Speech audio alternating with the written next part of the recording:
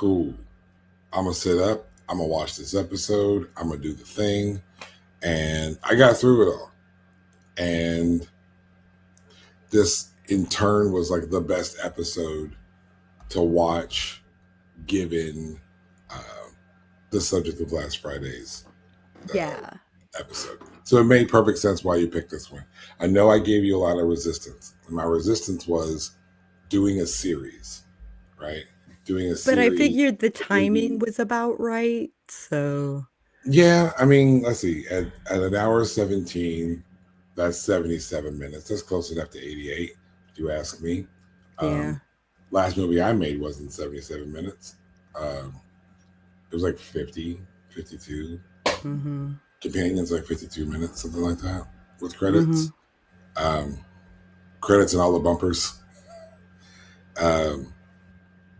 So yeah, it was good. It fit, and I'm looking forward to talking about it. Gotta make sure I have the right notebook with my notes.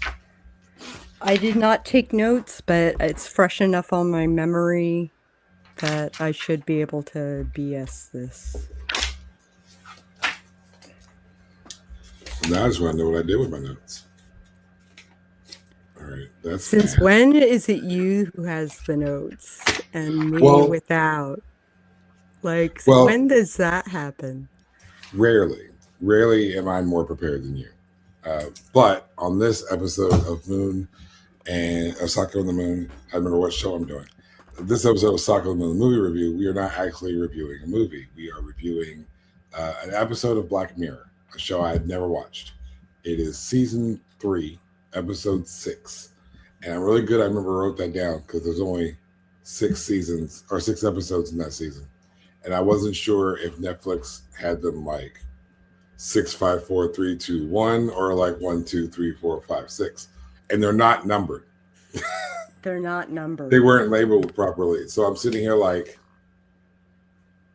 okay, I'm going to go to Google. I'm going to do the old searcheroo.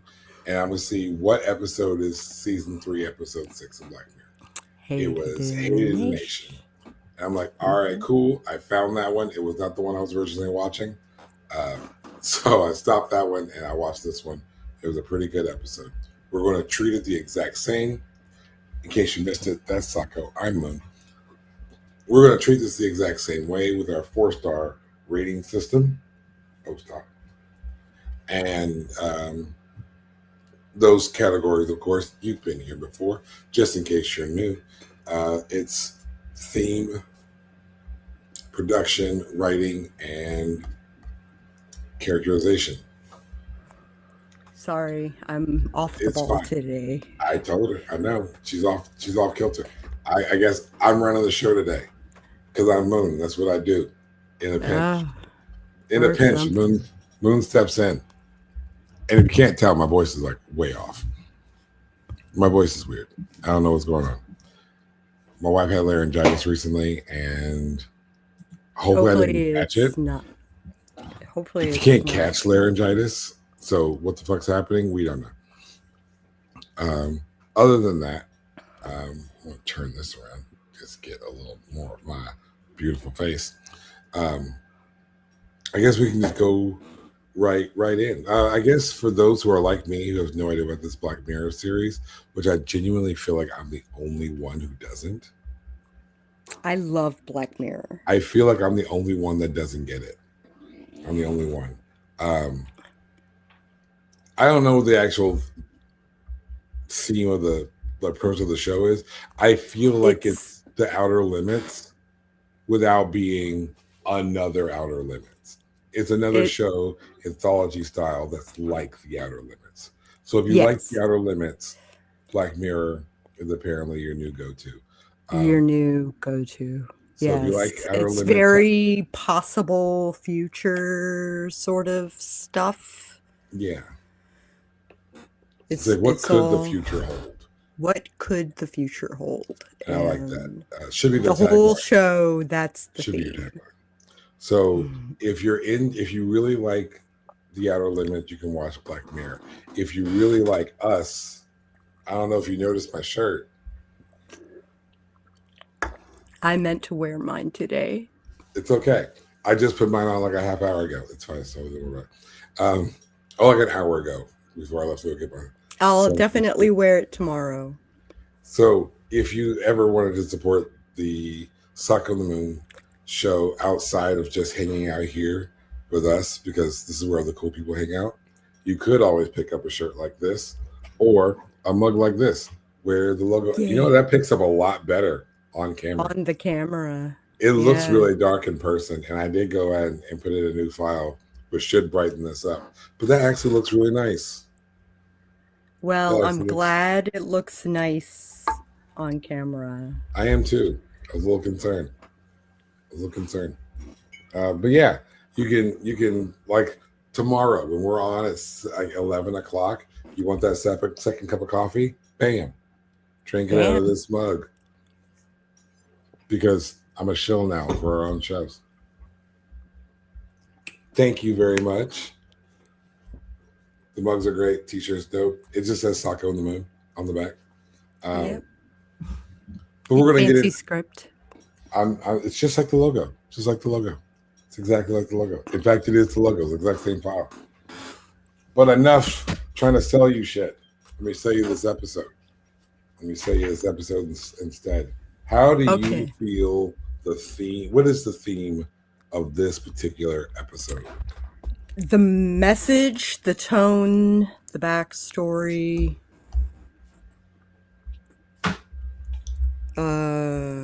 Let me bring up the thing. I feel like if there's a message that's being sent, it's quite clear. Your actions have consequences. Careful of those hashtags, man. Careful with those hashtags, yes. But it reminds us that our actions do have consequences. It may seem like we're not, it does, like what we say online doesn't matter.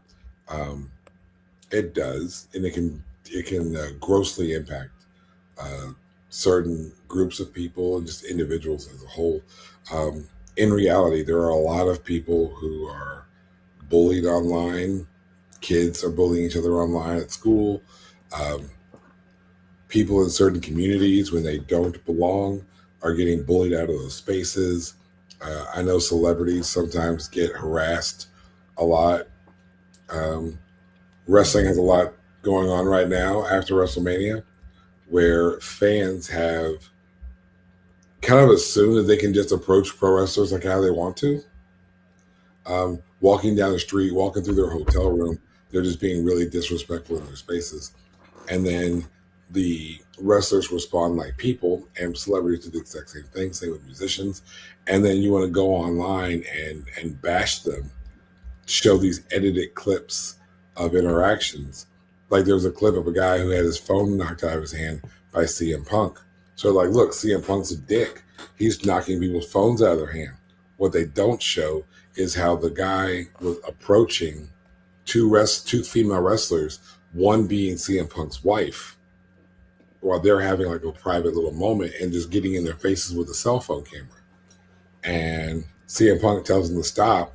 They asked him to stop. CM Punk says stop. They don't, and they knocks the phone out of his hand. That's justified. The point here is people are harassing and bothering each other online, and you don't think that your world or your words or your actions actually have consequences. It's just the internet. It doesn't matter. It does. It does. And your actions do have consequences. Some of these people are forced to stay in their homes. Some of them decide that maybe Earth is not a good place for them anymore, so they choose to leave on their own. Translate that how you will, and you know your actions do have consequences, and that's what this episode's primary theme, I think, is. And how they demonstrate this was actually pretty dope. I thought so. The tone was like a somber cop show. Yeah, I did get a lot of tone. CSI and CIS type of vibe off of it, which is perfectly fine with me.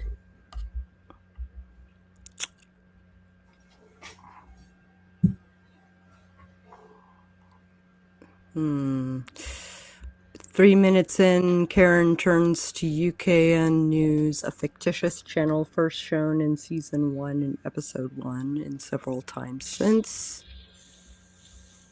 In universe, got it. Yeah. That's something I wouldn't catch having just caught the one episode. Yeah. This was a lot like CSI used to be. I remember Yeah. watching CSI, and I would tell people, you could just watch one episode of CSI by itself for 60 minutes, and you'll get a beginning, middle, and end of a story, unless you catch a two-parter or whatever.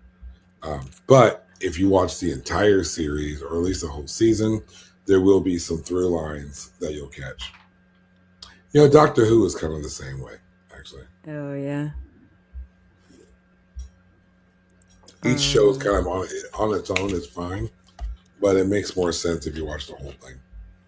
The storyline is based in part, among other things, on Charlie Brooker, the writer, his own experiences. In 2004, he was the subject of a public backlash after writing a satirical article about George W. Bush.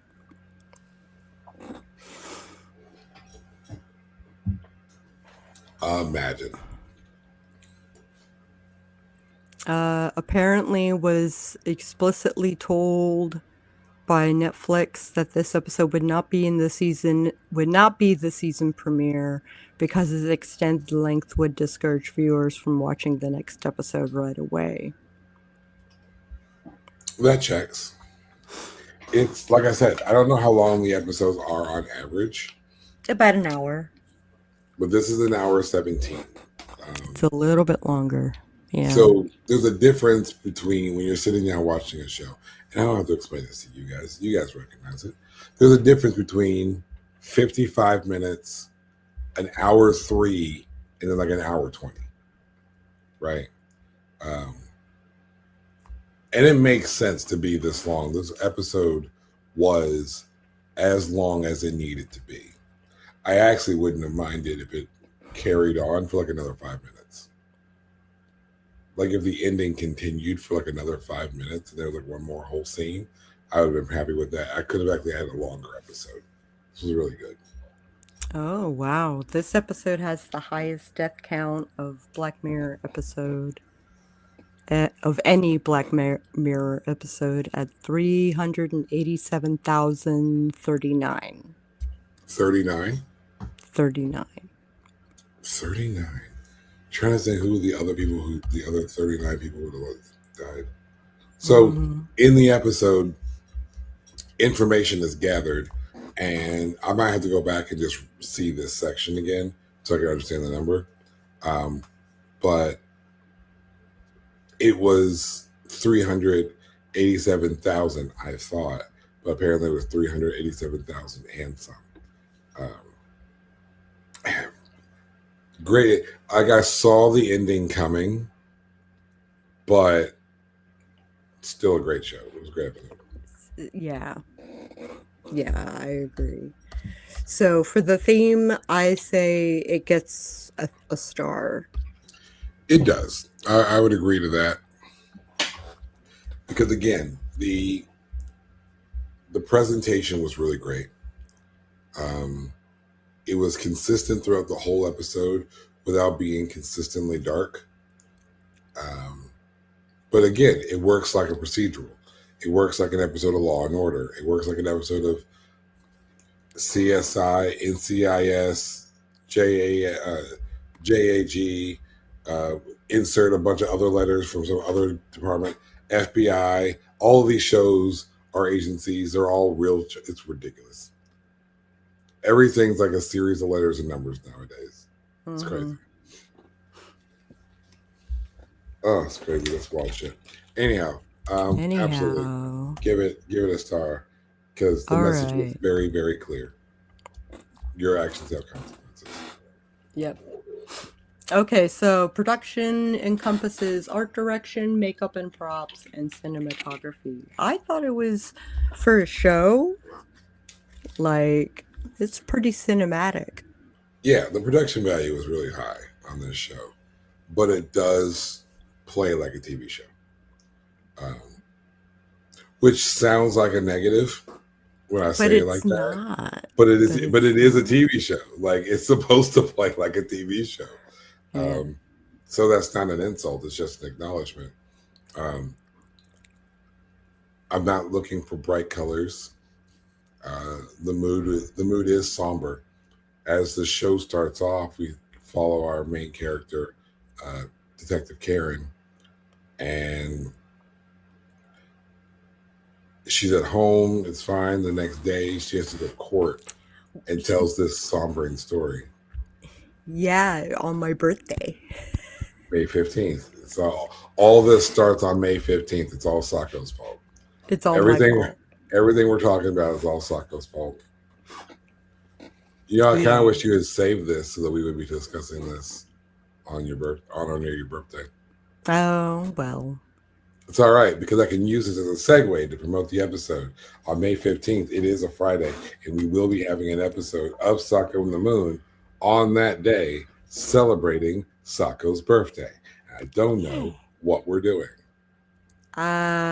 Probably an interview. I'll dress up really fancy. I won't.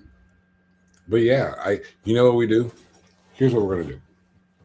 Ask me anything? We can. I want everybody that sees this, I want you to pay attention. This is my new thing now. Everyone hates me when I do it, but I'm gonna do it more often now. All right, here's what I want you to do.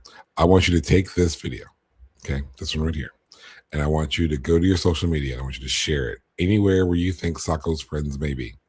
I want everybody here for Sako's birthday. And I just want everyone to ask Sako questions. And Sako's going to be on the hot seat answering questions for all of you. That's what's going to be on May 15th. That's the May 15th episode. Ask Sako. We're going to be all here celebrating Sako's birthday. So buy yourself some cake. Buy yourself some really cool snacks so that you can have snacks while we have snacks, or at least I'll have snacks if I remember. I'll have snacks. If I remember, yeah. And my life is busy. And snacks is rarely a part of it, says the guy with 2 pieces of chicken in front of him. They're right here. Yeah. I cooked them. I didn't want anybody else to eat them. And they would because they're good. But no, go get your snacks. Matter of fact, just do whatever you want to in your room. We can't see it. It's fine. And then be here live in the chat so that you can talk to Sako on her birthday. Wish her a happy birthday. You know what? You really want to give her a gift on her birthday? Give her the views. Make her birthday episode the highest viewed episode of Sako and the Moon we've had. I don't know what that is, but get it up there. Share this and tell everybody to be here on May 15th. We're going to get back to the show now. Aw, thanks, man. Show Sako some love. Sako deserves it. I do. Now, as far as what my favorite thing, as far as prop wise, was in this episode, the bees, man. The animation on the bees was. The bees were dope. They were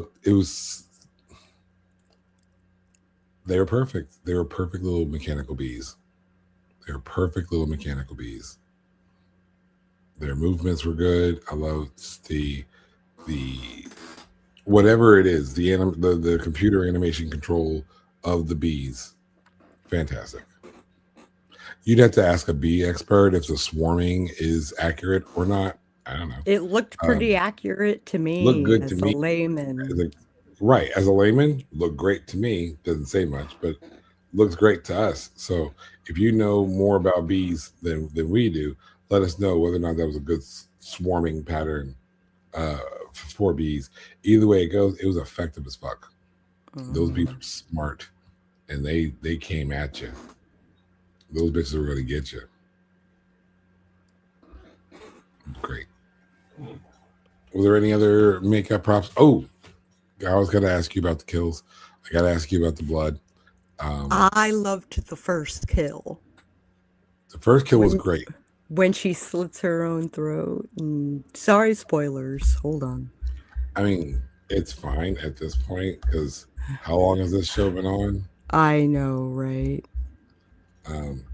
Yeah, but if you haven't seen the show before and didn't know we were going to spoil shit, hey, guess what?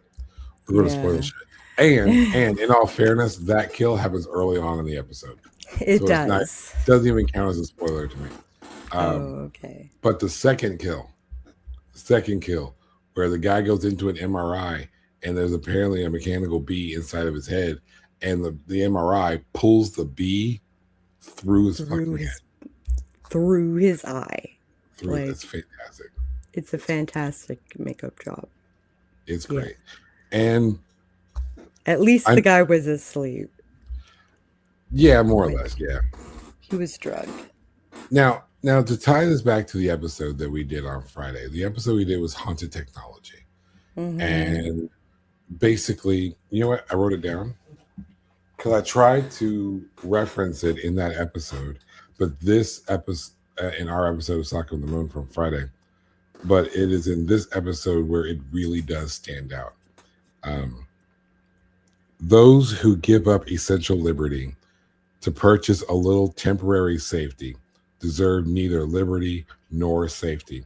That is the quote that I was trying to think of last week from Benjamin Franklin. Oh. And basically, it's like you can either have security or you can have freedom. And if you're willing to give up one for the other, you deserve neither. And that might seem controversial, but it really isn't. If you look in this episode, it turns out that the visualization of the bees, using their own cameras and scanners, the government. Now, mind you, this is not an American show. This is a UK show. Let me frame this properly. It's the UK show. So references to government are references to the United Kingdom government, not American government. If you happen to notice similarities, if the shoe fits, I'm just saying. More than one person wears a size 10. That's all I'm saying. So just for context, so they're saying that the government of the UK had tapped into these bees so that they can survey the population for as a matter of safety.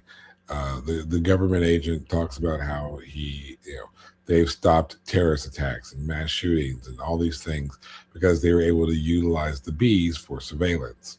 Well, apparently someone else had hacked the bees. Now someone else has hacked the bees, and what you've used as a safety measure has taken the freedom away from these regular people who, because of a hashtag, have lost their lives. A hashtag cost 3 regular people their lives. And then subsequently, hundreds of thousands. And that is that fear of what technology can do. When we take these little things and we feed all of our information into it, we put all of our information on the internet. You go in there and you tell it, show Instagram everywhere you go all day long. You tag every location you go to throughout the day. You take pictures from everywhere, and you don't understand how the technology works, or if you do understand it, you don't care. One of the things that they do in this is they talk about a photo that was taken, and they look at the metadata on the photo. Fun fact, if you didn't know, depending on how your phone is set, when you take a picture, there's location information where that photo was taken, almost pinpoint accuracy. So if someone gets access to that photo, they can figure out where you were when you took it. So if you were at your doctor's office, at your house, at your mother's house, at your girlfriend's house that your wife doesn't know about, at your kid's school, wherever you may be, those are the bits of data that are stored in your photos that you're just freely putting on the internet. And some of us are so careless with our data, and we don't realize the danger that can come from that. There are a lot of YouTube channels and TikTok channels that, if they're not trying to sell you something, Their whole gimmick is, can you find me? And it's just a guy, like it's someone who takes a picture of themselves or a short video. It's like, hey, this is what's behind me. Figure out where in the world I am. And they use all sorts of bits and data from the photo, and they're able to tell you exactly where in the world you are. They can tell you exactly where you were standing when you took that photo. Be aware of what information you're providing the rest of the world. Because if they want to do something criminal with it, they can. And that is what this episode talks about. This is basically the whole gig of this episode of Black Mirror. And it goes into haunted technology. It may not be ghost. It may be just some crazy dude in a cafe. Same difference, if you ask me. Well put. Thank you. I have to monologue every once in a while. So we agree that the cinematography and the blood and the gore and the animation and all of that was like choice. Creative. Oh yeah. Whatever the production value is for this show, it's being used properly. All right. So I'm going to give it a star ahead of time. I agree. Let's go to writing. The dialogue was kind of witty because we had the technological Luddite. Yeah. And then we had the tech savvy aspect, and they were kind of like butting heads a little bit. Yeah. Right. Because they were both utilizing their expertise, but their expertise were saying separate things. Yep. I can give a quick rundown of the episode if you like. Okay. This is usually where I do that. Mm-hmm. All right. So we follow Detective Karen. She's at home. We watch the news and we learn three basic things. We hear about three basic things in this early introduction of the episode. One, there is a reporter named Joe Powers. Yes. Joe Powers. There's Joe Powers. She's a writer who wrote an article everyone's mad at her for. There is a rapper named Tush, and he's out and about doing the things. And then the mechanical robot bees have been released for the third year in a row to pollinate the flowers and do the things because bee populations have been going down. Right. So this was their technological answer to the declining bee population. These mechanical bees that do the same thing. Joe is harassed, and then eventually she ends up dead. They aren't sure who's to blame. Like I said, everyone's kind of mad at her. Everyone's going online, using hashtag deaf to Joe. Fuck you, Joe. Joe, you're a fucking bitch. She gets harassed on her way home. It's terrible. She gets a cake delivered to her that says fucking bitch on it. And she eats the fuck out of that cake, goes straight into the slice of cake, which I would totally respect because the fuck else you going to do with cake? What else are you going to do with cake? It's Cake's job. It's literally what she says to her husband. That's Cake's job. Eventually, she ends up dead. And that's when we really see Detective Karen in proper time. She is in court telling the story of the episode starting on May 15th. And it's Karen. She has a partner named, I think, Nathan, maybe Sean, doesn't matter. It's the guy. And then she has a shadow, like just someone who's following her around. The person who's following around came from forensics, like technical forensics, computer forensics. So Joe's dead. They're blaming the husband. The tech savvy partner is just like, I'm not so sure. And Karen's just like, it's cool. I've seen some things. You're still green. I get it. Fast forward. The rapper is dead. Now, the rapper was on a talk show where people are, they're looking at videos of people imitating him. And there's this little kid who's imitating him, right? Cute little kid doing an impression of his favorite rapper. And they're like, what do you think of this video? Spoiler, the little kid is backstage. He was going to surprise the rapper by being there. And it was going to be this great little sentimental moment. We've all seen these moments, right? And the rapper is like, that kid fucking sucks. He's stupid. He's trash. Just dogs out. The kid's like 8. Just dogs. 9-year-old. Yeah. 9-year-old. Yeah, 9 years old. I have a son that's 9 years old. Like just an innocent kid who's just trying to like imitate his favorite rapper, and he just gets dogged out. Like the rapper doesn't know he's there, but the kid is there and hears the whole thing. It's heart shattering, right?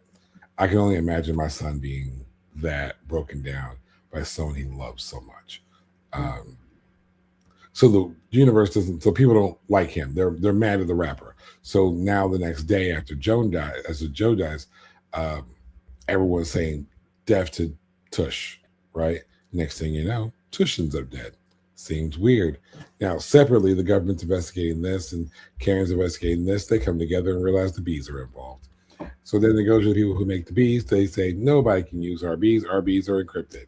They're wrong. Turns out the bees are encrypted, but someone's broken in. Turns out to be a former employee named Garrett. Garrett has this master plan, and they're trying to stop them because after the 4th day of this, they killed some girl on the 3rd day. They tried to save her. It didn't work. On the 4th day, the person they don't like is the chancellor, like the president-y type of guy. Not the prime minister, obviously not the king. Fill it out. So they're trying to save him. He's trying to save him. And so they send the government dude to work with the police people to shut everything down. Just shut everything down. After some investigating, they find some clues. They figure out exactly who it is. They follow some more clues. They figure out the master code. And then they realize that that's a little too easy. Someone who's this smart and capable of doing this shouldn't be leaving us these many clues, shouldn't be that sloppy. Unless he's trying to be. Unless he wants us to find these things. Turns out they're right.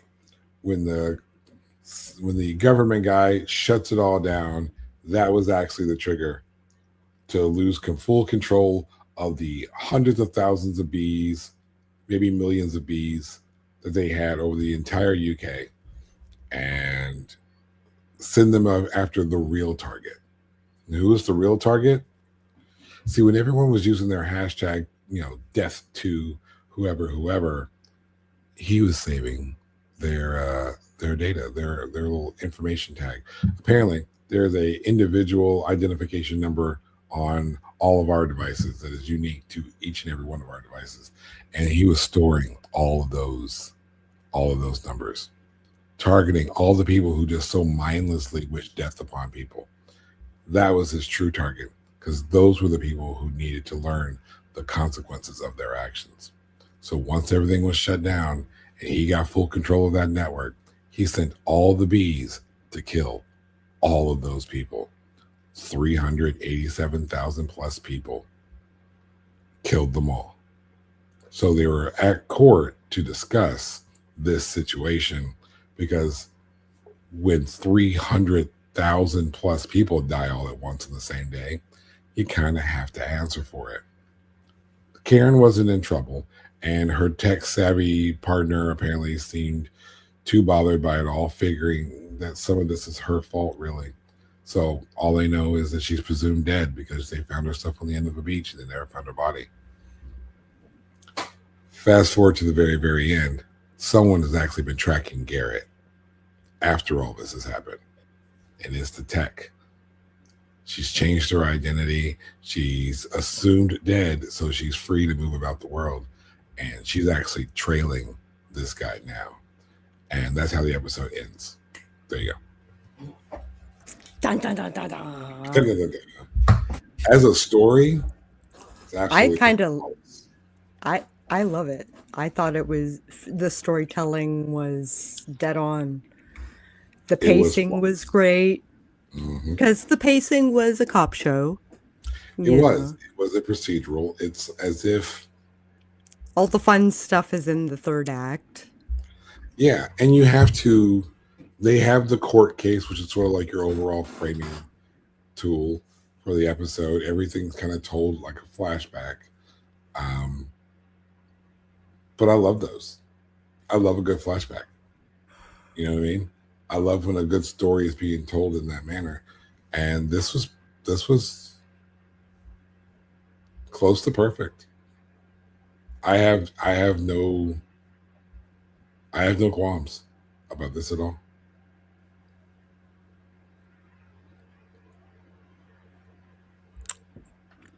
Me either. So I say we get a star. Definitely get a star in the writing. Characterization. Obviously we weren't familiar with the actors before they were on screen. I feel like the actor that played the government agent, I've seen him before. Wasn't he in a Marvel movie? I don't know. I think he played. Did he play the assistant to Doctor Strange? Oh no, different guy, but Different guy. Did I just pull a racism? My bad.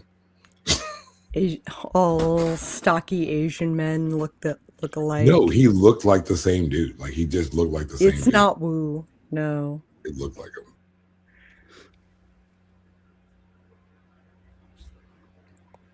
I'm still looking it up. Go ahead. Oh, yeah. I'm gonna just because my brain won't let me. If my brain doesn't know the answer, it's going to like require me to figure it out. All right. So we did the writing, characterization. I thought the characters were believable and there was enough contrast between all of the characters that the writer did a really good job not to make them all sound the same. I agree. There was something in. It's kind of how you need one person that does every role, and there wasn't too many. It wasn't like a team of geniuses working at the company where the bees come from. It was like the one guy, and I appreciated that. I agree. Consistency and evolution, use of the bees, and I thought that evolution was excellent. I did not pull a racism. It is the same guy. I just checked his filmography. Damn it. Ha! I didn't pull a racism. I did it good. He didn't age gracefully. He played. It was 2016 of this episode. He played in the last Doctor Strange in like 2022. So this is actually him before that, before the last episode, the last movie with Doctor Strange in it. But yeah, Sean Lee was his character name here. Played in Black Mirror in the episode Hated in a Nation. Ding, ding, ding. Now we know. And knowing is half the battle. I knew that little guy. And anyway, he was a cool character. He was a good character. I loved how conflicted he was. He wanted to show he cared, but he worked for the government. So he was Mr. I'm following orders, right? He was like really trying to help people, but he had an ulterior motive, which was to protect the chancellor and protect the interests of the government, which is why he eventually hit the button at the very end, despite there being hesitation, because they were approaching 5 o'clock, and that was like the cutoff time. And whoever had the most death twos online, that's who the bees went after. And he was trying to stop everything from happening right before 5 o'clock. And while he did, he was, they weren't sure, but it turned out that they were right, that it was a sort of a kill switch to the whole thing and set off everything into motion. So everything was, all those people died because of Sean Lee. It's not his fault. He should have listened to the women folk. The women were like, yeah, this doesn't seem right. This was too easy. Finding him was too easy. Finding those clues was too easy. And I love how they did it. All of it made sense. You don't have to be a tech genius to be able to follow along with what's going on. They weren't super technical, but they didn't stick with layman terms. The experts sounded like experts, and they played into those roles very well. I have zero complaints. I have zero complaints about any of this. And Karen was the POV because she was the one telling the story in court, right? And we also see that when she gets up from the court case, it's Sean that has to sit down. So you realize that he's going to have to tell his story from his point of view and reveal some things, including the government had been spying on the people and stuff like that. Side note, if you guys didn't know, London has a bunch of cameras like everywhere. There really is like a big HQ where there's a bunch of street cameras, and they use face recognition technology to just literally watch everybody. Everybody's on camera in public in London. There are people sitting in an office watching a room full of screens and watching what's going on. They can hone in on any one particular camera. There are police nearby, so they see something going on camera B5. Where's B5? Hey, send a cop. That cops walking around the corner, popping right out. And again, it's one of those things where you're always being watched. So everyone's on their best behavior because they're always being watched. But are they on their best behavior because they're being good people or because they're afraid because they're being watched? The end result's kind of the same, and I think that's what everyone's kind of going for. But when you have a surveillance state, which essentially that's what London is, like I'd love to know how people truly feel about it. It's like, do you feel the sense of safety that comes from always being watched, or do you feel a little uneasy because you can't say, play, joke, do nothing because you're always being watched? And also, there's a whole thing about the inaccuracies in face recognition technology, but that's a whole different conversation for a whole different day. I don't know if that documentary is still on Netflix or not. There's like a whole Netflix doc that discusses that. If you find it, watch it. Let me know how you feel about it. If I find it soon, I'll let you guys know about it. Yeah. It's actually a really good documentary. It's very insightful. So we gave that like a 4-star. I mean, obviously, I'm giving characterization a star. Again, I could tell you up front this is going to be a 4-star episode because, again, you have to kind of look at these things objectively as we watch TV shows, as we watch movies, as we ingest all this content. You have to take a few things into consideration. One, this is not a movie; it's a TV show.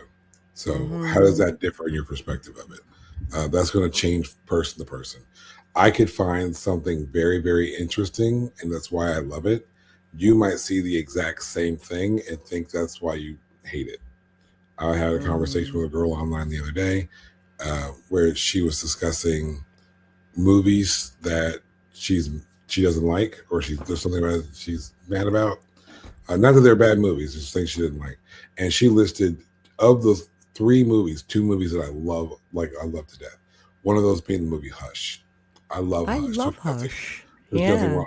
But there's a part that she didn't like where the big guy comes in near the end. We've already reviewed Hush, I think, so we've already spoiled it. There's a part where she's about to get saved because the neighbor's husband shows up, and he's catching on to the guy who is supposed to be a cop isn't really who he says he is. He's starting to realize that this guy is probably a threat to our main character, Maddie, and he just finds out a moment too late, like a literal moment too late, and the bad guy gets him. So she's frustrated because this big guy who's fully capable of stopping him loses out, and our protagonist is still in danger. I'm thinking that's a good psych out.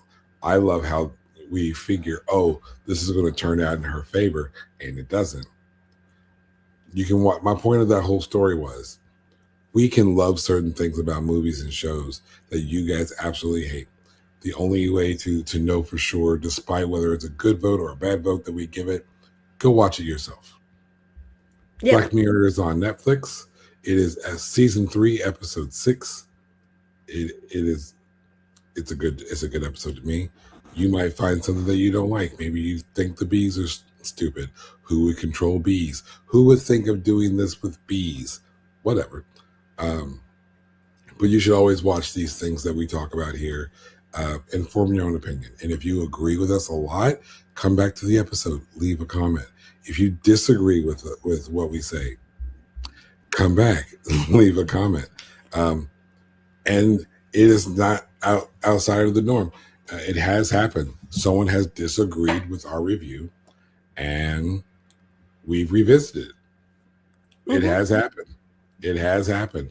So if you really think that one of our reviews are off kilter, or hey, you should appreciate that movie you gave a low score to, or oh, you gave that show a really high score, it wasn't that good. Let me tell you why. I'd love to hear your reasons. We'll revisit it. I'm not opposed to that. I'm not either. Also, Hush was a year ago. Wow. May How long 6th. have we been doing this? May 6th last year. That's crazy. Our first one was October 7th, 2004 with Barbarian. Which is a great movie. Which was fun. I feel like Barbarian is one of those movies that people could be like, hey, I don't know if I agree with your review. I don't even remember what our review was. I love Barbarian. I think there were some parts I didn't like, but I might have to go back and watch that video. We've been doing this show for a while, though. Yeah. It's a bit, it's kind of wild that we've been doing Sako the Moon for as long as we have. Yep. I love the show. And I know you guys love it too. That's why you're still watching. So since you're still watching and the whole episode's already gone through, we've already graded it. This would be the perfect time to subscribe to the channel, like this video, share it with a bunch of people who love horror, or maybe that friend of yours who is otherwise like me, who hasn't started watching Black Mirror, and you're like, you need to start watching Black Mirror. And they're like, nah, I don't know. I don't know. Send them this. They can see the opinion of somebody who's just watched his first episode of Black Mirror literally last night, and send it to them. Share the video. Set your notifications so you don't miss our live episode tomorrow at 11 o'clock, where we're discussing fucking dolls. Not the fucking kind. You know what? That's fair. I forgot that that's the thing. That was a descriptive word. That was like, not dolls you fuck. Not dolls you fuck. No, that is a different show, and neither one of us do that show. No. We're talking about like Chucky, Annabelle, dolls like that. Those weird porcelain dolls that your grandma has. And you're just like, the fuck am I supposed to do with this, grandma? Keep her in her room. She'll watch over you. No, grandma. No, grandma, I won't. I will not. Can you tell how I feel about those dolls? Nope. So hopefully you'll have lots to say about how terrifying dolls can be. We will talk about that tomorrow. Okay. Tomorrow at 11 o'clock. Right here. If you're not sure you're going to catch it, or you're in a different time zone or whatnot, it's cool. It's perfectly cool. There's a notification bell. Just hit that. It'll let you know. Put it on all notifications. And they'll tell you. It's fine. It's fine. We have another comment there, right there at the end. I do think that Black Mirror is... I love The Outer Limits. I love The Outer Limits. and this is, off the one episode, the closest thing I can find that would be a modern Outer Limits. Yeah. There was something special about The Outer Limits, where it's like one concept, short film style, and you just hit it head on. And I have appreciation for Black Mirror now. Now that I understand it, now that I get it, I'll probably go back and start watching some more episodes. Start getting into the Black Mirror crew with people. I'll be one of the cool kids. Yeah. Super Also, cool. cool shirts. Also cool shirts. And cool mugs. And cool mugs. Yep. I didn't tell you guys where to get it. It's at DwanLHearn.com/shop. It's my name. .com. That's where all of our stuff is. Why? Because I already have a shop, and it's just a lot easier to throw all the stuff there. Yeah. But if you find somewhere that you think might work out better, let me know. I'm not opposed to having a second place for the Sako and the Moon stuff. But until then, you can get all your Sako and the Moon stuff at DwanLHearn.com. Yes. And we'll catch you guys tomorrow. We will. With a net. With a net.